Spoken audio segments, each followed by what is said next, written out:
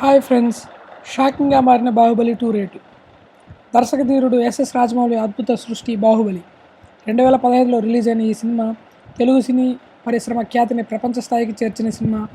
బాహుబలి కొనసాగింపుగా ఇప్పుడు Baahubali the conclusion చూపించబోతున్న రాజమౌళి. తెలుగు సినిమా పరిశ్రమ ఖ్యాతిని పెంచిన బాహుబలికి కొనసాగింపుగా ఈ సినిమాపై దేశవ్యాప్తంగా భారీ అంచనాలు ఉన్నాయి. తాజాగా బాహుబలి 2 హిందీ రైట్స్ రికార్డు స్థాయిలో అమ్ముడయ్యాయి.